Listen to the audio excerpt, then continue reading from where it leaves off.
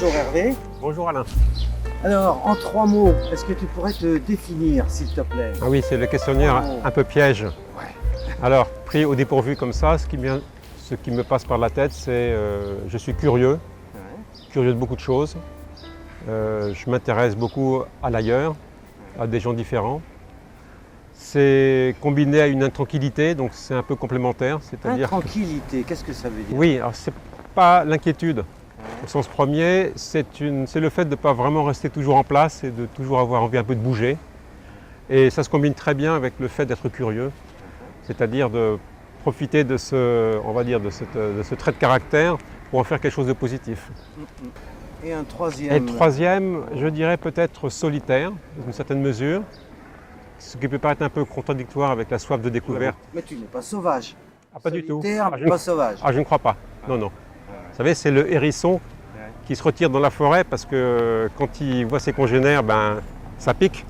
Mais quand il est dans la forêt, il se sent un peu tout seul. Donc il revient ensuite voir ses congénères. Alors Hervé, tu es un grand voyageur hein, entre l'Himalaya, le Yémen, l'Égypte, toute l'Europe. Tu as amassé des milliers de photos. Quel est le carburant de ton énergie?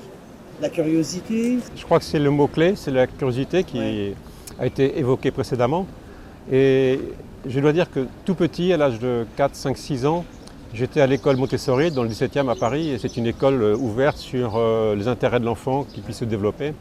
Et je passais le plus clair de mes journées à décrocher les grandes cartes géographiques du mur. Je les mettais par terre, je m'allongeais dessus et avec mon doigt, je voyageais. Et j'ai continué à faire ça toute ma vie jusqu'à maintenant. Je reste un amateur, mais un amateur dans la photographie dans le sens positif du mot, c'est-à-dire quelqu'un qui aime ce qu'il fait, et un amateur et un artisan aussi. Je n'ai par exemple jamais eu de carte de visite avec photographe dessus. Aventurier aussi. Pas dans l'âme parce que je ne suis pas vraiment courageux, aventurier plutôt dans le sens romanesque. Oui. C'est toujours aller ailleurs, voir ce qu'il y a de l'autre côté, dans la pièce d'à côté. Ça me caractérise et ça continue encore. Alors, un voyageur, pour toi, faire des reportages photos nécessite quand même du matériel.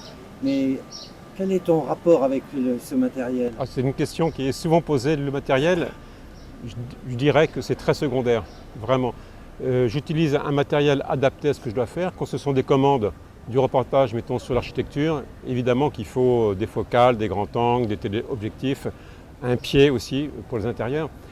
Pour le reportage que je fais de plus en plus fréquemment depuis maintenant 25 ans, c'est-à-dire les pays étrangers et aussi bien l'ethnologie que le mode de vie, les paysages, les villes, la vie dans les villes, j'utilise un matériel beaucoup plus sobre, beaucoup plus discret, voire même un boîtier de ce type-là, très performant, l'équivalent des autres mais dans un format beaucoup plus réduit, qui me permet de passer assez inaperçu.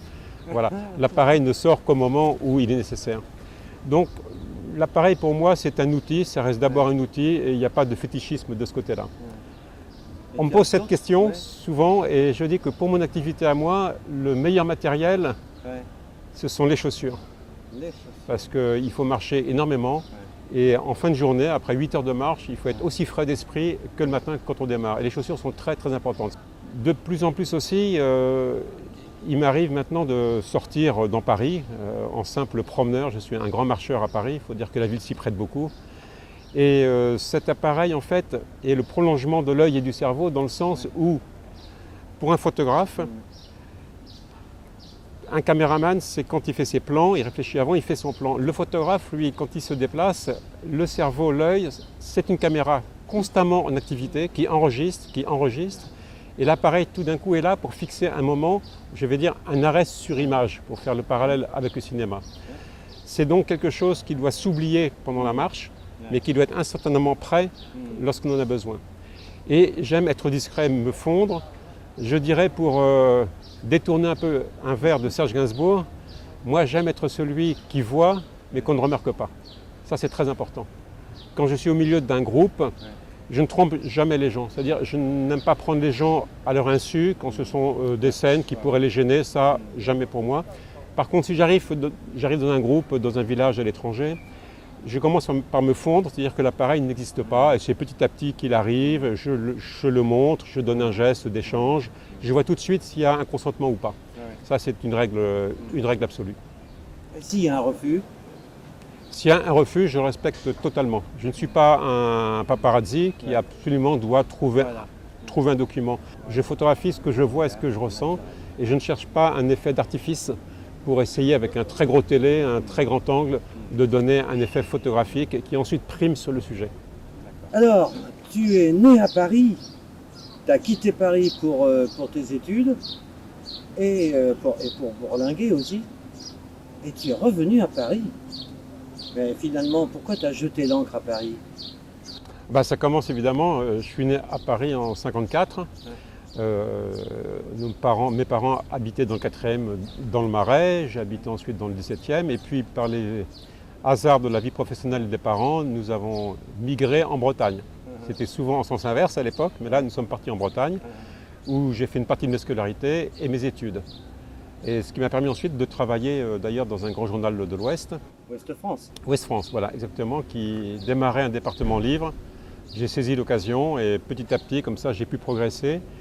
Et à un certain moment, je suis rentré à Paris parce que Paris était vraiment la ville qui concentrait l'édition, la photographie, les agences, la presse, donc tout ce milieu qui gravite autour du cinéma et de la photographie.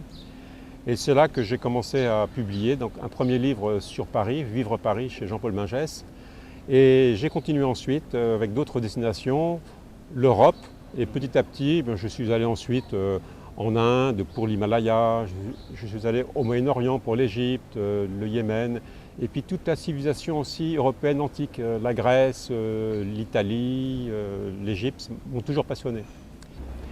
Paris, je suis revenu m'installer dans le 14e. Pourquoi? Parce que moi, d'abord, c'était la rive gauche qui m'intéressait pour mon travail et pour l'atmosphère. Et le 14e, parce qu'il m'avait particulièrement séduit aussi, ce mélange de grandes avenues où il y a un tissu urbain fait d'immeubles de pierre de Paris, des immeubles haussmanniens. Et puis entre ces grandes avenues, il y a aussi partout des impasses, des ruelles, des squares où on trouve des bistrots. Il se trouve aussi que dans le 14e, il y avait beaucoup de rédactions, des agences photographiques et même maintenant à l'ère du numérique, où c'est le tout numérique, il n'y a plus de contact physique, l'agence qui me diffuse se trouve en haut de la rue Notre-Dame-des-Champs, qui est toute proche du 14e. Donc je peux y aller en coup de vent, y apporter des photos, discuter avec les iconographes. Et moi, ce lien comme ça, charnel, physique, qu'on peut encore avoir avec la profession m'intéresse beaucoup. Beaucoup de mes confrères ont même quitté Paris pour aller dans leur région, mais tout se passe maintenant par Internet, par mail. Et j'aime bien conserver encore ce lien. Je me promène beaucoup dans Paris, je sors de chez moi toujours avec cet appareil. Et il m'arrive de partir, alors c'est le 6e, c'est Saint-Sulpice, je vais jusqu'à la Seine. Tu as un lien sentimental et familial aussi? Un lien familial, le 14e. Bien sûr, Ouais. très fort, puisque mon arrière-grand-père, Myrtil Bloch, venu de sa province de Metz vers 15 ans, a créé le caveau familial qui se trouve à 2 pas d'ici, au cimetière du Montparnasse, et où se trouvent maintenant reposées plusieurs générations de ma famille côté maternel. D'accord. Actuellement, tu voyages beaucoup entre la France et l'Ukraine, mais ton objectif, c'est pas vraiment la photo. Ah, pas du tout. Ah non, ça n'a absolument rien à voir avec la photo. Même si dans ma décision que j'ai prise dès le début de cette agression russe en Ukraine, ça a pu jouer un petit rôle puisqu'en 2019, j'avais fait un grand voyage vers le Caucase et je ne suis pas allé directement, j'ai fait un petit détour par l'Ukraine que je ne connaissais pas et donc je l'ai traversé un peu dans toutes les régions. Et ici, il s'est trouvé que fin février, début mars, j'ai rencontré des Ukrainiens qui organisaient une collecte. J'ai vu la personne qui semblait être la responsable et nous sommes allés dans son local, rue du Kouédic, tout proche, et il m'a présenté l'association qu'il avait créée juste 2-3 jours avant, Aide civile ukrainien. Et en plus, sa belle-mère avait quitté Mykolaïv, dont la maison avait été entièrement rasée, et il s'agissait de la récupérer dans le centre de l'Ukraine et de la ramener. C'était le premier voyage totalement improvisé. Aller jusqu'en Ukraine, c'était pas une partie de plaisir, traverser l'est de la France, l'Allemagne, l'Autriche, la Hongrie, la Roumanie, pénétrer ensuite en Ukraine, je ne connaissais pas les conditions, ça a été très particulier. Et j'en suis maintenant à mon 5e voyage qui est terminé, et à plusieurs reprises j'ai pu ramener des Ukrainiens en France qu'on s'est occupé de loger aussi. Tu peux quand même me révéler une chose, c'est que tu avais emmené ton appareil photo. J'ai pris mon appareil photo non pas pour faire du reportage, c'est difficile de faire les deux en même temps, Mais je l'ai fait pour témoigner. Le principal but de ces voyages, c'était d'abord Relais Médicaments. Et ça permet de faire des soirées de soutien à Paris, dont la dernière a eu lieu très récemment, dans laquelle je projette le fil de ce voyage pour que les gens qui donnent aient une traçabilité, comme on dit maintenant. Ils savent exactement que tout ce qu'ils donnent sert à 100% et qu'il n'y a aucun frais de fonctionnement. Et c'est très important.